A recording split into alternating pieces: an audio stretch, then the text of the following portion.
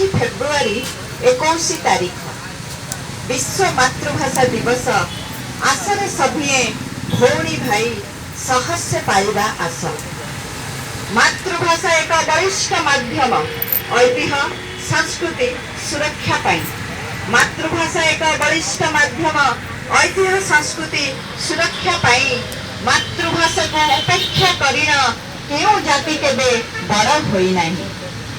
माँ क्षीर परी अमृत समान मो भाषा तो अमूल मूल। माँ क्षीर परी अमृत समान मो भाषा तो अमूल मूल। भाव कहिबार सहज बाटती किए तार समतुल। आम संस्कृति का आमरी शक्ति, आम संस्कृति आमरी शक्ति। भाषा बही चले आम परिचिति।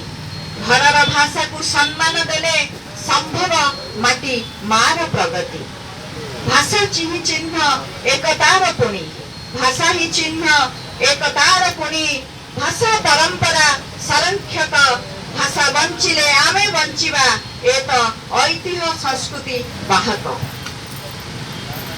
विश्वव्यापी भिन्न भाषा चलनी को विश्वव्यापी भिन्न भाषा चलनी को प्रचार प्रसार लक्ष्य रे उक्त दिवस को दुनिया पालई आज परा सारा विश्व रे। बहु भाषा पणे भिन्नतारे एक। बहु भाषा परे भिन्नतारे एक। समाजर एक प्राणधर्म। बहु भाषा परे बहु भाषा पणे भिन्नतारे एक।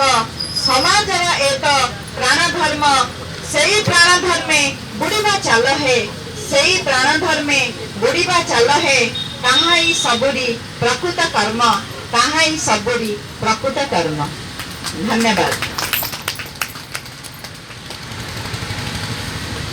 धन्यवाद।